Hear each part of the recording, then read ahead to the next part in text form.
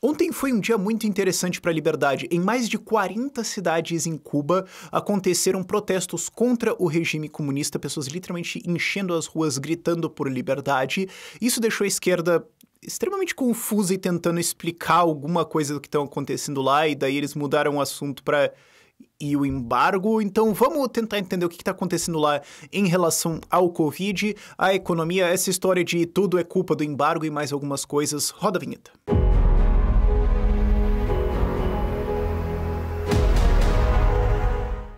Então vamos começar pelos protestos e as causas deles. Já tem algumas semanas que estão saindo notícias ou alguns indícios, porque é muito difícil confirmar isso 100%, mas tá saindo coisas de que o sistema de saúde de Cuba colapsou embaixo da pressão do Covid. E vídeos que estão saindo de lá confirmam isso. Tem vídeos que estão saindo dos hospitais que eu tenho quase certeza que eu não consigo nem colocar aqui no YouTube sem o YouTube de alguma forma falar... Não! Mas você tem vídeos disso que mostram uma situação bem terrível nos hospitais, e isso somado a todas as dificuldades econômicas e todo o regime totalitário que existe em Cuba, motivou as pessoas a irem fazer protestos. Eu também acho que isso tem a ver com os Castro não estarem mais no governo. O atual presidente é o primeiro não Castro, e eles começaram a fazer algumas reformas, algumas pequenas aberturas no fim do ano passado, no começo do ano agora 2021. Então acho que juntou revolta da população e o colapso do sistema com... Será que os caras estão dando mole? Eu acho que juntou isso tudo e deu em protestos. Então... essa é uma coisa importante para entender aqui. Esses protestos não deveriam ser vistos como um evento isolado, alguma coisa assim, mas como parte de todas as dificuldades que já acontecem na ilha. Não é como se fosse uau, do nada, e sim a pilha de um monte de coisas, daí veio a última coisa ali para de fato causar isso. Quanto ao Covid na ilha, a gente não consegue ter dados muito claros ou confiáveis do que está acontecendo lá. Mas só de bater o olho nos números, eu tava fazendo isso em live na Twitch ontem, se vocês quiserem, é só procurar ideias radicais lá na Twitch, vocês conseguem achar. Mas eu tava fazendo isso com a galera, eu tava ao vivo calculando e falando, gente, peraí, tem alguma coisa estranha aqui, porque a taxa de mortalidade de Covid em Cuba, segundo os dados oficiais, é de 0,6%, enquanto no Brasil é 2,8%. Então, mais ou menos 4,5 vezes.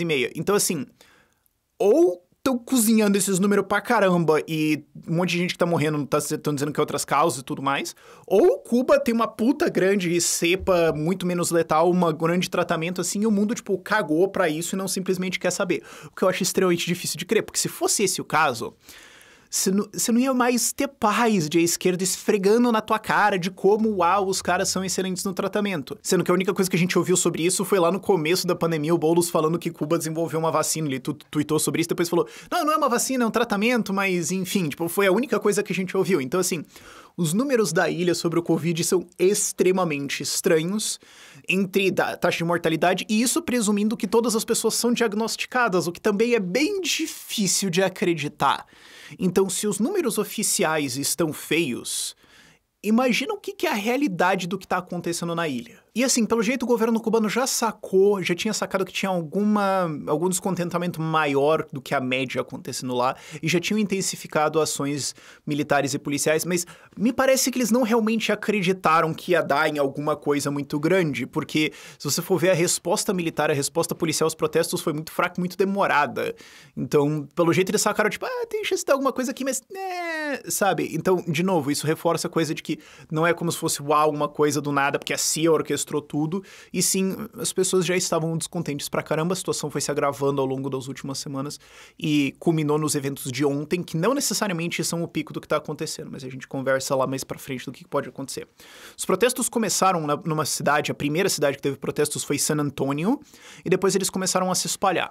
As diferentes fontes, matérias e tudo mais indicam que isso tudo foi marcado por redes sociais, aplicativos de contato e um monte de coisas diferentes assim, então foi uma coisa muito mais espontânea de uma cidade saiu e outras já estavam meio que, a gente deveria fazer.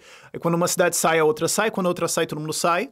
E isso é uma dinâmica normal em regimes totalitários, em regimes de repressão, que é o que o regime de repressão quer fazer? Ele quer falar pra você, olha, ele quer que você acredite, olha, se você encher o saco, tu morre, tá? Não adianta, esquece. Eles querem que todo mundo tenha medo. Só que a partir do ponto em que você tem uma cidade se manifestando, duas, as outras podem olhar e falar, não deu nada? As pessoas saíram? Olha só. E se já tem outras cidades que saíram e já tem um monte de gente saindo, a chance de eu ser preso, torturado, espancado e executado acabou de baixar significativamente, sabe? Se fosse só eu o primeiro a ir na rua e tudo mais, aí dá uma pegada. Agora, já que já tá todo mundo, qual que é o risco de eu ir, assim? Tá mais razoável. E é por isso que esses regimes totalitários reprimem qualquer coisa, tipo, a primeira manifestação. Eles não podem tolerar uma pichação, nada. Porque pra isso escalar e explodir fora do controle é muito fácil. Então, faz muito sentido isso. Essa é uma dinâmica que a gente vê bastante em países totalitários que começaram a ter essas manifestações, então os regimes colapsaram. Ou às vezes até o regime consegue controlar, mas você vê essa escalada exponencial, assim.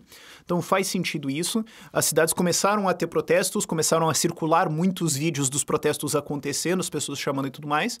Como eu falei, isso foi para mais de 40 cidades, no mínimo. A melhor fonte que eu consegui gira em torno de 40, mas pode ser que teve mais. De novo, a gente não consegue confirmar isso 100%, mas foi uma coisa bem grande. E os vídeos por aí que circulam são bem grandes em várias cidades, de centenas ou até milhares de pessoas marchando juntas, gritando liberdade, gritando contra o governo, gritando um monte de slogans diferentes. E isso é outra coisa também que mostra a espontaneidade do movimento. Tipo, você vê uma variedade muito grande em como as pessoas estão protestando, ou o que elas estão pedindo, gritando e tudo mais. Não existe uma pauta única, alguma coisa única assim. Você vê muito mais assim, as pessoas saindo e ventilando mesmo, em vários casos. Se você for juntar as reclamações que vieram das manifestações, das pessoas que estavam comunicando isso, muitas vezes coisas que estavam vindo da ilha, as pautas são bem diversas, mas nenhuma surpresa ali. As pessoas querem vacinas, elas querem mais combate contra o Covid, elas querem mais comida e remédios. Muitas delas falam isso, não tem comida, não tem remédios, não tem tratamento, não tem nada. Elas querem liberdade, elas querem repressão. Nenhuma novidade muito grande aí, mas não é como se tivesse uma carta de demandas e tudo mais. É o que você esperaria vir de lá. E tem várias outras coisas que indicam que isso não é só um evento ou é essa coisa sobre o Covid e tudo mais, mas é uma coisa que juntou.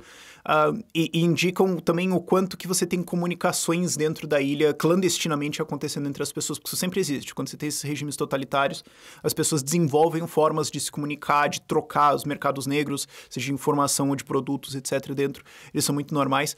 Teve uma música que ficou famosa, teve um rap que ficou famosinho na ilha, que ele zoou um hino revolucionário que é o Pátria ou Morte e substituiu essa frase por Pátria e Vida. Só que você viu isso sendo gritado em manifestações em vários lugares diferentes. Então não é só de onde veio ou em um lugar só. Você realmente vê, peraí, a galera tá gritando isso em vários lugares. Quer dizer que esse slogan tá espalhando. Então existem formas das pessoas se comunicarem, mesmo com o governo derrubando a internet, que é o que aconteceu. Em torno das 4h05 da tarde do domingo, o governo derrubou a internet no país. Mas mesmo assim, as pessoas têm formas clandestinas de se comunicar, de passar informações, e você vê esse tipo de coisa passando. Então, existe sim um movimento de resistência, esses movimentos sempre existem. E, como eu falei antes, o grande objetivo do regime é fazer com que eles pareçam que não existem, com que as pessoas se sintam isoladas. Então, você tem uma guerra de as pessoas tentando se organizar de alguma forma e mostrar resistência e união versus o governo tentando separar todo mundo. E é legal ver essas evidências, tipo esse tipo de música, assim, juntando as pessoas, criando slogans contra o governo. E, obviamente, outra coisa que certamente piorou os protestos, que piorou a revolta da população, foi a situação econômica da ilha. Estima-se que o PIB de Cuba caiu 11% em 2020 por causa do Covid. Boa parte disso foi devido a restrições de viagem, porque pandemia, não vamos viajar, lógico, e boa parte da economia da ilha depende de turismo, então isso prejudicou a economia da ilha, causou mais revoltas, mas é daí que a galera veio falar, e o embargo americano e tudo mais, já chegamos aí. Mas o fato é, sim, a economia lá piorou, mas não é como se tivesse uma grande maravilha antes, né? Tá, mas e no que isso pode dar? A gente não sabe. Esses tipos de situações são extremamente voláteis e elas podem dar em basicamente todas as coisas possíveis. O governo respondeu de uma maneira meio confusa e só lá por meia-noite a gente foi ver vídeos de fato, repressão mesmo. Então parece que os caras ficaram meio perdidos ali de o que fazer, o que é bom de ver, mas a gente não tem como saber exatamente o que aconteceu. E é aquilo que eu já expliquei antes, é uma dinâmica de as pessoas tentando mostrar unidade, mostrar que está todo mundo unido contra o regime, enquanto o governo tenta criar manifestações falsas, comprar gente, mandar a gente obrigar as pessoas a irem lá apoiar e reprimir quem está sendo contra. Então é o governo tentando isolar e deslegitimar, enquanto as pessoas estão tentando se unir. Qual força ganha? A gente não sabe a essa altura. O que a gente sabe historicamente é que esses colapsos tendem a ser rápidos quando eles acontecem. E rápidos eu quero dizer alguns meses até 2 anos, no caso da União Soviética, entre protestos começarem, se intensificarem, as pessoas se unirem, reformas virem e a União Soviética perder controle da parada inteira, foi mais ou menos 2 anos. Como Cuba é um regime muito mais fraco do que o regime soviético, você imaginaria, teoricamente, que seria menos. Mas aí a gente já entra meio em conjectura. Tipo, na Geórgia foi 48 horas, basicamente. Na Romênia foi em torno de 1 ano. Vamos ver. Mas nada impede isso de ser 1 semana. De repente as coisas crescem pra caramba e plaf. Ou pode ser que aconteça o que aconteceu várias vezes na Venezuela, protestos começam, se intensificam, o governo chama ajuda, consegue comprar ajuda de vários outros países lá, bota a tropa na rua, fuzila, mata, prende e consegue reprimir as manifestações. Tá uma situação muito volátil agora. Mas o fato é que a probabilidade disso terminar em uma coisa boa é melhor do que era 2 ou 5 anos atrás, por exemplo, quando não tem nada acontecendo realmente. Então a gente pode ter alguma esperança de que isso vai dar alguma coisa boa. E isso também reacende aquela ideia de que um dia esse regime vai cair, sabe? Porque essas que as coisas que esses regimes totalitários tentam fazer. Eles tentam parecer eternos. Pra dizer assim, não adianta você lutar contra. A gente tá aqui pra sempre. Desistam. Eles querem, tipo, induzir um senso de depressão total na população. E quando você tem essas manifestações, quando você tem essas coisas, a galera fica, opa. Então, assim, no mínimo, a armadura tá enfraquecida. Isso posto desculpinhas que a esquerda tá colocando em defesa de, não, veja bem, a passada de pano, ergue o pé aí que vai passar o pano. Primeiro, é tudo organizado pela CIA e pelos Estados Unidos e tudo mais. Cara, não dá pra levar a sério, tá? Então, peraí, a CIA colocou milhares de pessoas distribuídas ao longo de Cuba pra fazerem protestos. Tipo, era o grande plano deles, ficaram anos fazendo isso. MM. Agora, o que é a principal defesa da esquerda agora é mudar o assunto pra... Tá, mas e o embargo americano? Isso porque não tem muito que eles possam fazer. A esquerda sempre faz isso quando eles não têm como defender. Eles tentam mudar o assunto. Então, não tem como eles falarem assim, mas o sistema tá lindo e tudo mais. Gente, tá recheado de vídeos de hospitais lotados, colapsados. É patético. Vocês não têm vídeos bons pra mostrar. Não tem como eles defenderem a ditadura e tudo. Quer dizer, tem a galera psicopata que defende ditadura mesmo, que fala tem que ter campo de concentração sim, isso é bom, tem que fuzilar. Mas isso são psicopatas, e eu acho que todo mundo que não são esses caras entende rapidamente o que é isso, não levam a sério. Agora, não tem como defender muito isso. Não tem como defender, dizer assim, tá tudo bem, tá tudo lindo, maravilhoso, e não. Então você precisa culpar alguém. Então eles precisam falar, não, a culpa é minha, eu boto onde eu quiser. E a culpa é o embargo americano. Você viu, essa foi a narrativa que surgiu hoje de manhã e começou a pegar um pouco de força. Foi legal ver a esquerda um dia inteiro perdida de... O que eu falo? Eu não sei. Alguém me dá uma narrativa, eu preciso disso. Foi legal ver isso. Mas hoje surgiu isso com muito mais força de a culpa é o embargo americano. E o que eles tentam fazer com isso, e isso aí provavelmente você ouviu na sua escola, no seu professor genérico da 7ª série, e foi jogado até hoje, que os Estados Unidos embargam Cuba e por isso Cuba é pobre. E o que eles querem fazer você acreditar é que tem um cerco de navios de batalha e aviões ao redor de Cuba, e qualquer navio que chega perto com mercadoria é abatido instantaneamente e vai pro fundo do mar. Isso não é realidade. Cuba em 2019, a gente não tem os dados de 2020 ainda, porque dados ainda estão sendo compilados, mas Cuba em 2019 importou 5 bilhões de dólares em mercadorias e alimentos. Inclusive, 5% dessas importações vieram dos Estados Unidos. A Europa é o maior exportador de alimentos de Cuba, responde por 21% mais ou menos da importação de alimentos de Cuba, e o segundo maior exportador de alimentos para Cuba é os Estados Unidos. Esses dados são facilmente acessíveis no site da OEC, você consegue ver, eu tô com um gráfico aqui na tela, é super bonitinho, a plataforma é muito legal, você consegue ver cada coisa que o país importou, você pode clicar na coisa, ver de onde veio, ou de que país o país importou coisas, você clica no país, tem todas as coisas que ele importou dele, é super legal. Se você vê o que Cuba importou dos Estados Unidos, tem aqui na tela, basicamente a maioria pesada é alimentos, inclusive carne de frango pra caramba, 280 ou 90 milhões de dólares em carne de frango, o que se você fizer a conta dá mais ou menos 94 mil toneladas de frango. Então assim, essa história de, mas é um embargo total. Não, existem restrições de comércio e fazer negócios com Cuba? Sim, elas são colocadas pelos Estados Unidos e afetam empresas americanas. Agora, Cuba pode fazer comércio com todos os outros países do mundo. Tanto que Cuba faz, e vale lembrar, você pagou um porto inteiro em Mariel, Cuba, tá? Via o BNDES. Dinheiro foi emprestado pelo governo federal brasileiro, foi emitido dívida em seu nome, em que você e os seus filhos e os seus netos vão pagar, e foi colocado no BNDES, e isso ajudou a financiar um porto em Cuba. Então assim, não tem comércio. Mas então a gente construiu um porto por quê? Que é usado, inclusive. Então assim, o que limita a capacidade de Cuba importar e exportar é que Cuba é um país pobre. Eles não têm dinheiro, eles não têm riqueza. É um país destruído por socialismo, que não consegue ter uma moeda decente, que não consegue acessar dólares ou euros para importar, e por isso é limitado no que eles conseguem fazer. E quando consegue fazer alguma coisa, tem um Estado, tem uma ditadura totalitária comunista em cima falando, não, peraí. Por isso que o país é pobre. Não é por causa do embargo. O embargo existe. Mas se tirar o embargo, o país melhora. Eu não tenho dúvidas de que sim. Eu não tenho dúvidas que se você tirar o embargo americano, Cuba vai de um país completamente miserável para um país levemente completamente miserável e vai ficar por ali. E eu sou 100% a favor de tirar o embargo, primeiro porque eu sou a favor de liberdade de mercado, e é curioso pra caramba ver a esquerda falando não tem comércio, por isso é pobre, mas pau no cu do capitalismo. É uma hipocrisia fantástica. Mas também eu sou a favor de tirar esse embargo porque ia acabar esse argumento, porque isso é claramente a muleta da esquerda para tentar passar pano pra uma ditadura genocida, totalitária, que estourou completamente com a vida de milhões de pessoas. Então assim, tira o embargo, vai acabar essa muleta. E agora, vai, fala. Quer um exemplo? Venezuela. Venezuela começou a tomar sanções e tudo mais, sim, 4, 5, 6 anos atrás, mais ou menos, que elas começaram a vir e se intensificar mais pesadamente. Você tem relatos de falta de comida em 2004, em 2006. 10 anos antes de vir essas sanções, mas é que daí não vale porque aí vai vir outra desculpinha. Outra desculpinha que deram com Cuba. Mas se Cuba é pobre porque é comunista, por que o Haiti, que não é comunista, é pobre também?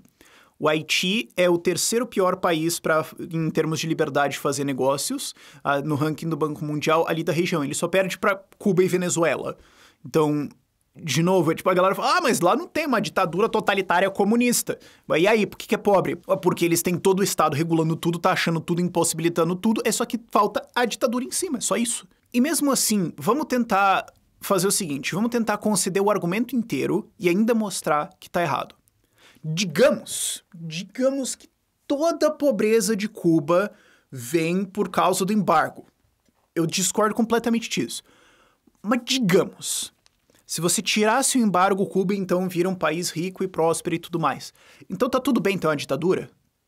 Pode ter ditadura, censura, repressão, paredão, execução, campo de concentração, perseguição de gays, como aconteceu. Pode ter tudo isso. Se a economia crescer, tá tudo bem? É esse o ponto? Eu tava falando sobre isso no vídeo sobre o genocídio cultural contra tibetanos na China, em que existe um genocídio cultural sendo feito com tibetanos, ou também com os uigures, existem campos de concentração para minorias uigures na China, e a resposta da China é literalmente, mas o PIB da região tá crescendo. Cara, imagina se o Paulo Guedes vai lá e fala isso.